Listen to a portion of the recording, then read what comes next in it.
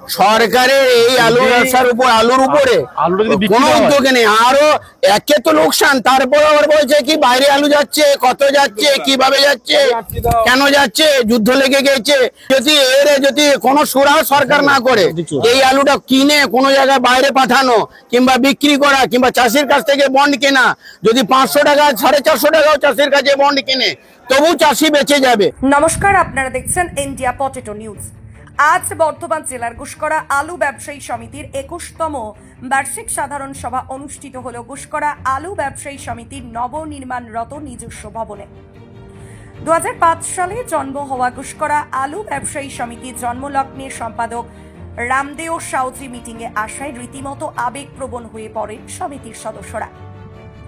আজকের এই উক্ত সাধারণ সভায় গুসকরা ইউনিটের আলু ব্যবসায়ীরা ছাড়াও উপস্থিত ছিলেন ইন্ডিয়া পটেটো নিউজের সাংবাদিক রামকমল চ্যাটার্জি এবং সোমরাজ ঘোষ। পতাকা উত্তোলন ও শহীদ বেদিতে মাল্যদান করে আলুর বাজার নিয়ে গভীরভাবে আলোচনা করেন গুসকরার ব্যবসায়ীরা। চলুন এখন গুসকরা আলু ব্যবসায়ী সমিতির নেতৃত্বদের সাথে কথা বলে জেনে নিই আজকের আলুর দাম, আলুর বন্ডের দাম, আলুর আনলোডিং ও আলুর বর্তমান পরিস্থিতির সম্পর্কে কি বলছেন তারা। ভারতের বিভিন্ন প্রান্তে ঘুরে ঘুরে আলুর খবর আপনাদের সামনে তুলে ধরেন আমাদের প্রতিনিধিরা। সেই খবরের সত্যতা যাচাই করে আপনাদের সামনে তুলে ধরি আমরা। তাই চ্যানেলে নতুন হলে আলুর ব্যাপারে খবর প্রতিদিন দেখার জন্য চ্যানেলটি সাবস্ক্রাইব করুন ও ফেসবুক পেজটি ফলো করুন। আর ভিডিওটি ঝড়ের গতিতে শেয়ার করবেন অবশ্যই। অরুণদা সহ সকলকে নমস্কার।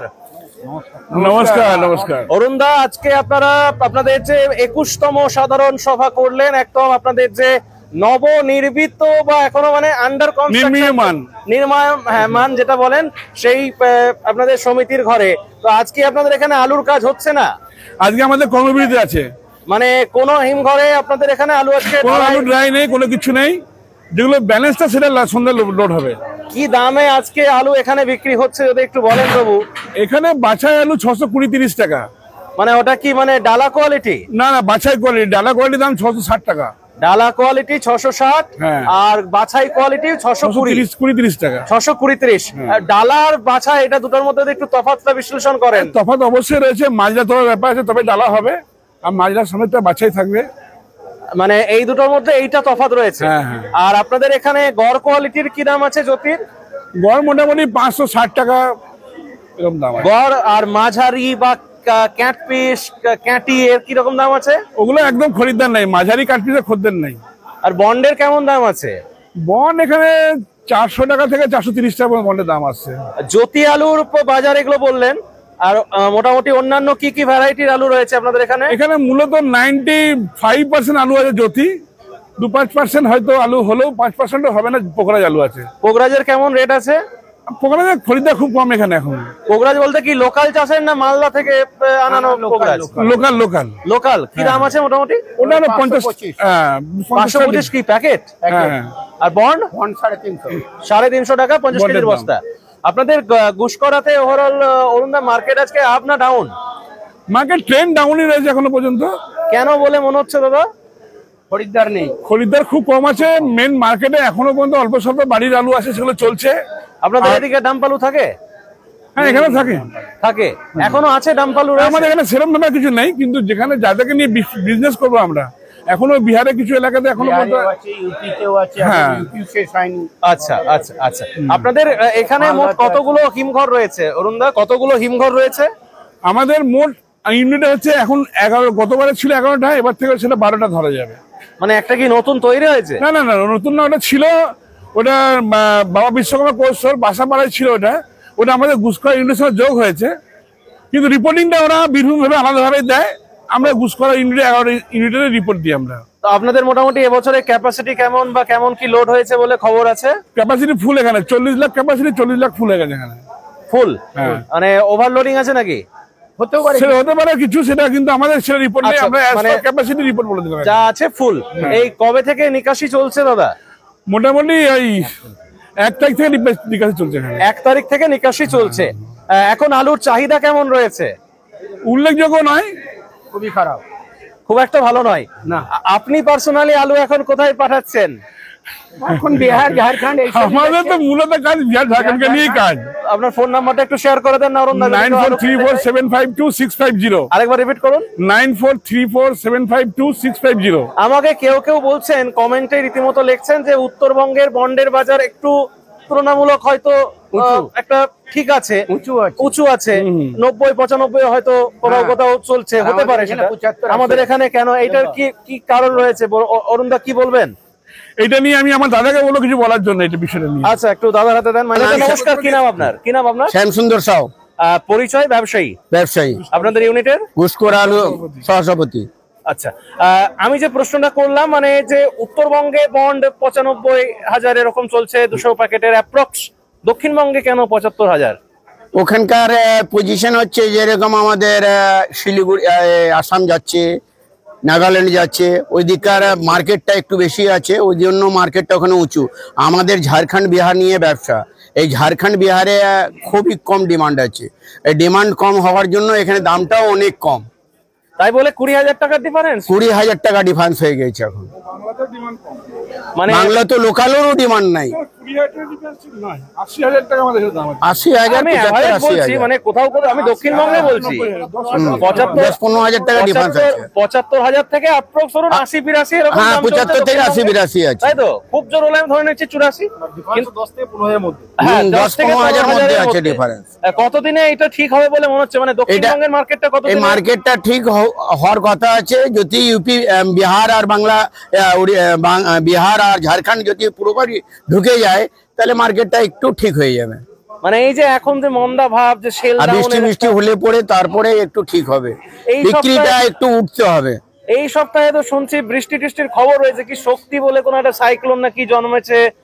বৃষ্টি টিষ্টি হলে কি মনে হচ্ছে মার্কেটটা একটু বাড়বে। তাহলে আলু নিয়ে কি বার্তা দেবেন সাধারণ যে আমাদের কৃষক এবং ব্যবসায়ী রয়েছেন? ভবিষ্যৎবাণী করতে হবে না? বার্তা এবছর দেওয়ার মতো কিছু নাই। বার্তা কি দেবো, এর তো পজিশন আছে, লোডের বেশি আছে, লোড বেশি হওয়ার জন্য ওই এরকমই চলবে। সবজি সস্তা আছে, দাম বাড়ার চান্স খুব কম। আমের হ্যাঁ দাদা, কি আমের তো মানে কি দাম খুব কমই আছে, আর আমের সঙ্গে আলু যুক্ত আছে। এবারে এই জন্য আম যতক্ষণ থাকবে আলু দাম, আর বাজারের পজিশন আসলে তবেই আলুর দাম বাড়বে। আলু কারো কথা শুনে না, আলু নিজের গতিতে চলে।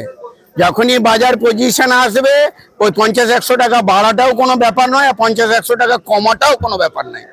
এটা কারো হাতে মার্কেট নেই। আলুর গতিতে চলবে। আলুর গতিতে চলবে। আর আপনি ব্যক্তিগত মতামত হিসেবে প্রকাশ করছেন যে এই যে উত্তরবঙ্গে একটা যে মোটামুটি তুলনামূলক বাজারটা ভালো রয়েছে, দক্ষিণবঙ্গে যে বাজারটা মন্দা, এটা ঠিক হবে, মানে দক্ষিণবঙ্গের বাজারটাও বাড়বে, এটুকু আশাবাদী, তাই তো? আশাবাদী আছি। কতটা হতে পারে বলে আইডিয়া করছেন? মোটামুটি 90,000-এর কাছাকাছি যাবে, এর বেশি যাবে নাকি? আপনাদের এখানে যখন লোড হচ্ছিল, আপনাদের ধরুন ঘুষকরা মোকামে যে 11টা বা 12টা স্টোর রয়েছেন, অরুণদা যেটা বললেন, মোটামুটি যখন বন্ড মানে একদম স্টোর গেট পর্যন্ত যা বন্ড আমরা হিসেব করে থাকি, স্টোর গেট পর্যন্ত সর্বোচ্চ এবং সর্বনিম্ন কিরকম বাজার ছিল? সর্বনিম্ন 420, সর্ব উপরে 550। 550, মানে 1 লক্ষ বা 1,10,000 এরকমও মার্কেট হয়েছে, যেহেতু ডালা বাড়ছে নাকি? এখানে ঝাড়খণ্ড বিহার ছাড়া আর কোথায় কোথায় আলু যাচ্ছে যদি একটু বলেন? এখন এখানে ঝাড়খণ্ড বিহার ছাড়া লোকালে আর কিছু নাই। লোকাল অর্ডারও খুব একটা ভালো নেই, খুব খারাপ। তাহলে এই নদিয়া টদিয়া এদিকগুলোতে নদিয়া যাচ্ছে স্থানীয় বাজারে, বেঙ্গলের ভিতরেই আছে, পাশাপাশি স্থানীয় বাজারে। আর পাশাপাশি মার্কেটের কি খবর রয়েছে? এর পাশাপাশি কি মার্কেট রয়েছে ঘুষকরার পাশাপাশি? সব জায়গায় একই পজিশন। কি কি মোকাম আছে ঘুষকরার পাশাপাশি? এদিকে বর্ধমান আছে, বাঁকুড়া আছে, কাটুয়া আছে, সাঁইথিয়া আছে, সমস্ত মোকাম গুলো রয়েছে। ও, সাঁইথিয়া থেকেও মার্কেটে একটু মানে টেন্ডেন্সি ডাউন ভাব রয়েছে। ওখানে বেশি দাম, ওখানে হাইব্রিড আলু বেশি। এইসব আলুর বাজার নিয়ে কি ভাবছেন একটু যদি মতামত প্রকাশ করেন? মাইক্রোন্যান্স, কি নাম দাদা? গৌরাঙ্গ পোদ্দার। আচ্ছা, হ্যাঁ, কি ভাবছেন আলুর বাজার নিয়ে? কি ভাবছেন? আলু বাজার ভবিষ্যৎ খুব একটা ভালো নয়। কেন বলে মনে হচ্ছে, যদি একটু বিশ্লেষণ করেন? কি জন্য সেটা বলে। আলু আমাদের যা বাংলায়, পশ্চিমবাংলায় যা আলু লাগে তার থেকে আলু এবছর এক্সেস খুব বেশি আছে। কিন্তু কৃষকের তো পয়সা পাওয়া দরকার। কৃষক এবছর পয়সা পেলে তবেই তো সামনের বছরে আরো ভালো চাষ করার জন্য উদ্যমী হবে বা উদ্যোগী হবেন, তাই তো? সরকারকে কিছুটা ইয়ে করতে হবে। সরকারকে কিছুটা সরকারের কোনো উদ্যোগই নেই, সরকারের এই আলুর উপরে কোনো উদ্যোগ নেই। আরো একে তো লোকসান, তারপরে আবার বলছে কি বাইরে আলু যাচ্ছে, কত যাচ্ছে, কিভাবে যাচ্ছে, কেন যাচ্ছে, যুদ্ধ লেগে গেছে। এবারে এই আলুতে এমনি মরছে চাষি থেকে বা ব্যবসাদার, এ তো সর্বনাশ হয়ে যাবে আলুর ব্যবসাটা 2026-এ। চাষিও শেষ হবে, স্টোরও শেষ হবে, ব্যবসাদারও শেষ হবে। এই যদি কোনো সুরা সরকার না করে, এই আলুটা কিনে কোনো জায়গায় বাইরে পাঠানো কিংবা বিক্রি করা কিংবা চাষির কাছ থেকে বন্ড কেনা, যদি 500 টাকা 450 টাকাও চাষির কাছে বন্ড কিনে, তবু চাষি বেঁচে যাবে। আর চাষি বেঁচে গেলে আলু ব্যবসা বাঁচবে, আলু ব্যবসা বাঁচলে চাষ বাঁচবে। এটা সরকারের উপর নির্ভর আছে। সরকার যদি কিছু করতে চায় তাহলে করতে পারবে, না কিছু করতে গেলে কিন্তু কোনো উপায় নাই। আলু ব্যবসা দাঁড়িয়ে দাঁড়িয়ে মার খাবে, আলু চাষ দাঁড়িয়ে দাঁড়িয়ে মার খাবে, স্টোর দাঁড়িয়ে দাঁড়িয়ে মার খাবে। ব্যবসাকে খোলামুলি করতে হবে। কিছুদিন পর ওই চাষি আত্মহত্যা করছে, এই রিপোর্ট আপনাকে বারবার পড়ে যেতে হবে। ওই আত্মহত্যাই হবে। না, এই যে পজিশন আছে, যদি সরকার উদ্যম না নেয় তো ব্যবসাদার চাষি সবাই মরবে। এই যে আজকে 100 টাকা প্যাকেটে লোকসান আছে, আজকে ধরুন যে ব্যবসাদার আজকে 550 টাকা আলু ভরেছে, আজকে মার্কেট হচ্ছে 400 থেকে 420। হ্যাঁ, এই ব্যবসাদার কি করে টাকা দেবে? আজকে কিছু কিছু ব্যবসাদারের হ্যাঁ আজকে ক্ষতিগ্রস্ত হচ্ছে কিছু কিছু ব্যবসাদার। তারা কোথা থেকে টাকা দেবে মহাজনকে? তারা অটোমেটিক তাদের সুসাইড করতে হবে। আজকে মহাজনের চাপ, এবং আজকে চাষি যাদের কাছে আলু খরিদ করেছিল ধরুন 550 টাকায়, সেই সমস্ত ব্যবসায়ী বন্ধুদের সবাইকে আত্মঘাত করতে হবে। হরদেব সিং সাংঘার এস মার্কা ও সুখজিৎ সিং ভাট্টির বি মার্কা আলু বীজ বিক্রয়ের বিশ্বস্ত প্রতিষ্ঠান ঘোষাল এগ্রিকালচার এন্টারপ্রাইজ। দীর্ঘ 1 দশকেরও বেশি সময় ধরে প্রতিটি কৃষকের বিশ্বাসের আরেক নাম ঘোষাল এগ্রিকালচার এন্টারপ্রাইজ। খুচরো ও পাইকারি বীজ বিক্রয় করা হয়। প্রযত্নে শম্ভুনাথ ঘোষাল। আমাদের 2টি কাউন্টার আছে। হরদেব সিং সাংঘার এস মার্কা পিওর কাউন্টার ধনিয়াখালী হল স্টেশনের কাছে ঘোষাল মার্বেল সন্নিকট, এবং সুখজিৎ সিং ভাটির বি মার্কা pure counter Belmuri Hattala Hooghly. Mobile number 9434301523। মূল সমস্যা হচ্ছে আলুটাই বলছে বেশি লোড আছে এবং বিক্রি সেই হিসেবে কম আছে। তা মাল যদি বেশি আমদানি হয়ে যায়, যদি বিক্রি না হয় তো অটোমেটিক বাজার ডাউন হয়ে যাবে। তারপরে উপর থেকে সরকারের চাপ রয়েছে যে একটা নির্দিষ্ট মূল্যে আলু বেচতে হবে। আমরা তো দেওয়ার জন্য রেডি আছি, কিন্তু আলুটা নিতে হবে তাকে, তো যেই সরকারি থাক আলুটা তো নিতে হবে। আলুটা নেবে না, অথচ মানে মাঝে বাধা দেবে, হয় না? হ্যাঁ বলো, একটু পরে ফোন করছি। ওরকম তো আমরা কোনো আশা দেখছি না এখনো পর্যন্ত। শুধু কথা হচ্ছে, কাজ হচ্ছে না। কিন্তু ও 600 বলছে, 500 টাকা চাষি বেচার জন্য রেডি আছে অলরেডি। সরকার যদি আজকে 450 টাকা হিসেবে বন খরিদ করে, তার জন্য চাষি বা ব্যবসাদার যে ভাই বন্ধুরা সবাই দিতে রাজি আছে। হ্যাঁ, কিন্তু সরকার তো কোনো রূপ এগিয়ে আসছে না। হ্যাঁ, আমাদের জন্য আজকে মেন ব্যাপার আছে চাষি বা ব্যবসায়ী যে সমস্ত ভাই বন্ধুরা, তারা যদি 450 টাকা হিসেবে সরকার খরিদ করে, তাতে দিতে সবাই রাজি। হ্যাঁ, এবং আজকে যে সমস্ত ভাই বন্ধুরা এগিয়ে আসছে, আজকে লালু মুখার্জি যেটাই বলেছে যে 600 টাকায় বন খরিদ হবে, কিন্তু এই মুহূর্তে তো কোনো ব্যক্তিকে দেখছে না যে 600 টাকা বন খরিদ করার মতো কোনো চাষি বা কোনো ভাই কোনো বন্ধু বা কোনো সরকার যে এগিয়ে আছে। রাজ্য চালাক সরকার যদি ব্যবসা চালাতে যায় তাহলে ব্যবসার হালে এরকমই অবস্থা হবে। সরকার রাজ্য চালাচ্ছে, রাজ্য চালানোই ভালো। সরকার যদি ব্যবসা চালাতে যায় তাহলে ব্যবসার হালে এরকমই পজিশন হবে। কেননা আগের বছরে যে লাভের যেটা অংশ ছিল, সেই অংশটা সরকার হস্তক্ষেপ করার জন্য বহু চাষি বা ব্যবসাদার লোকসান খেয়েছে, ক্ষতিগ্রস্ত হয়েছে। আর এবারেও আবার সেম কেস এখন ট্রান্সপোর্ট পার্টি দিচ্ছে মার্কেটে। একে আলুর হাল 1 প্যাকেট আলু প্রোডাকশন করতে 9 টাকা কেজিতে খরচা পড়ে। তা সেইটা তার জন্য বলছে আরো কমে খাওয়াতে হবে কলকাতার বাসীকে। তো এইটার থেকে যাতে বিরত থাকে, তা আমাদের মহামান্য মুখ্যমন্ত্রীর কাছে আমাদের আবেদন যে যাতে এইটা থেকে ওরা বিরত থাকে। বেশ, আমি ব্যবসার কম চাষি, অবশ্যই চাষও করি, ব্যবসা করি। চাষের খরচা 1 প্যাকেট আলু প্রোডাকশন করতে 9 টাকা প্যাকেট লাগে, আর দিদিমণি বলছে ডালা আলু নেবো 9 টাকা কেজিতে। তাহলে কি করে চাষিরা দেবে? দিদিমণি মানে খাবে রসগোল্লা, কিন্তু দামটা দেবে বোঁদে। দামটা দেবে কোথা থেকে? ডালা আলুটা কি করে দেবে? যে খাবে রসগোল্লা, রাজভোগ খাবে, কিন্তু বোঁদের দামটা বন্ধের দাম দেবে। এটা হচ্ছে ব্যাপার। তাহলে চাষি বাঁচবে কেমন করে? চাষি কি করে দেবে? আচ্ছা, আমরা তো আমাদের চ্যানেলের তখন কিন্তু দিদিমণি একটা কথা মুখে করতে পারে নাই। 1600 টাকা, 1400 টাকার প্রিন্ট, 1400 টাকা প্রিন্টটা 2200 টাকা 2300 টাকায় কিনতে হচ্ছে। তা সেইটা বেলায় দিদিমণি একটা বারের জন্য কিন্তু মুখ খোলেনি। দাদা যে কেন কালোবাজারি হচ্ছে? আমার নাম প্রবীর মন্ডল। আচ্ছা, এই যে আমরা ধরুন আমাদের চ্যানেলের মাধ্যমে আলু ব্যবসা সংক্রান্ত যারা যুক্ত রয়েছেন, ধরুন কৃষক বলুন, ব্যবসায়ী বলুন, প্রত্যেকের বিভিন্ন সমস্যা বা আনন্দ যাই বলুন, সেগুলো আমরা আমাদের চ্যানেলের মাধ্যমে তুলে ধরি। এই ব্যাপারগুলো আপনাদের কেমন তো লাগে? আপনারাই আমাদেরকে বাঁচিয়ে রেখেছেন বা চাষিদেরকে বাঁচিয়ে রেখেছেন। কোন চ্যানেল কিন্তু এই জায়গাতে আসে না। তারা দাম বাড়লে মার্কেটে বলে কত টাকা বিক্রি হচ্ছে, কত টাকা কিনছে, হেসেলে ছেঁকা পড়ছে, ভাড়ের টান পড়ছে, এরকম অনেক কিছু কথা বলে। কিন্তু চাষিদের এই দুর্দশা কথাগুলো আপনারাই আপনাদের চ্যানেল থেকে একমাত্র শুনতে পাই, আর কোনো চ্যানেল কিন্তু পাশে আসে না। এর জন্য আপনাদেরকে অসংখ্য ধন্যবাদ। আপনারা সবার চাষির পাশে আসেন বা ব্যবসাদারের পাশে আসেন বলে, বা সর্বোপরি আলু শিল্পের পাশে, হয়তো আলু শিল্পের পাশে আছেন। বাস্তব চিত্রটাকে তুলে ধরে ইন্ডিয়া পটেটো অ্যাপ। বলুন, বাস্তব চিত্রটাকে অ্যাকচুয়াল তুলে ধরছে ডিজিটাল মিডিয়াতে ইন্ডিয়া পটেটো অ্যাপই বাস্তব চিত্রটাকে তুলে ধরে। বাদবাকি মিডিয়ারা শুধুমাত্র দাম বেড়ে যাওয়ার সময় মানে মুখরোচক খবরটাকেই তুলে ধরে, যে দাম বেড়ে গেল, কলকাতাবাসীরা খেতে পারছে না, হেসেলে টান পড়েছে, কিন্তু দাম কমে গেলে কেউ আর দেখাতে আসে না যে কত কমে গেল আর কি পরিমাণ লোকসান হচ্ছে চাষিদের। আমি একবার অরুণ বাবুকে দেওয়ার জন্য অরুণ বাবু, ব্যাপারটা হচ্ছে অরুণদা, আজকে সাধারণ সভা ছিল। আপনারা প্রত্যেক বছর এই 22শে ফেব্রুয়ারি দিনটাতেই সাধারণ সভাটা কেন করেন? আজকের দিনটা কি জন্য স্পেশাল?